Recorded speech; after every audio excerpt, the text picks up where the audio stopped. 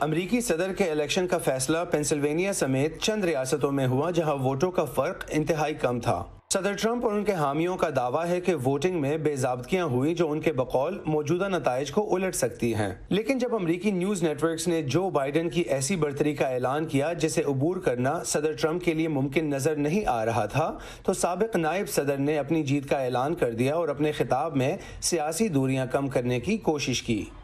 آپ سبھی لوگ جنہوں نے صدر ٹرمپ کو ووٹ دیا، میں آپ کی مایوسی کو سمجھتا ہوں۔ میں خود کئی بار ہار چکا ہوں، لیکن اب ہم سب کو ایک دوسرے کو موقع دینا چاہیے۔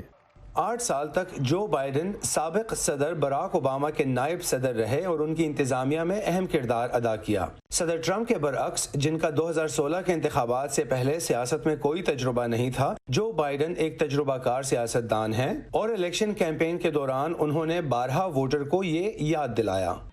میں ایک بہت حیران کر دینے والی بات کہنے جا رہا ہوں، اور وہ یہ کہ میں جانتا ہوں کہ حکومت کیسے چلائی جاتی ہے۔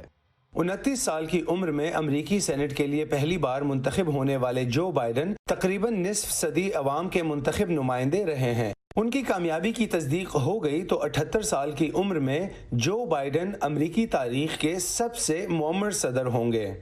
جو بائیڈن نے پرائمری الیکشنز میں اپنے سے زیادہ لبرل امیدواروں کو شکست دینے کے بعد ڈیموکریٹک پارٹی کی نامزدگی حاصل کی تھی۔ انہی امیدواروں میں سے ایک کاملا ہیرس بھی تھی، جو کامیابی کی تصدیق کی صورت میں منتخب ہونے والی پہلی خاتون اور پہلی سیاہ فام اور جنوبی ایشیائی پس منظر رکھنے والی نائب صدر ہوں گی۔ What a testament it is to Joe's character.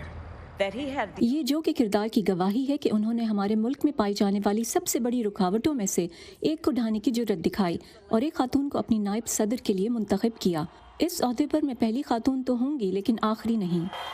ایسے میں جب دنیا صدر ٹرمپ اور ان کی ٹیم کی جانب سے جو بائیڈن کی کامیابی کو تسلیم کیے جانے کے کسی اعلان کی منتظر تھی، متعدد غیر ملکی رہنماؤں نے جو بائیڈن کو مبارکبادیں بھیجی۔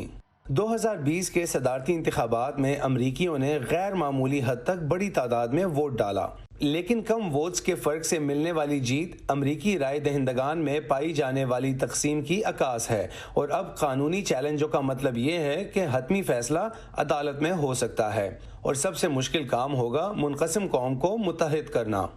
مائک اوسلوون کے ساتھ Imran Jadoon, Voice of America.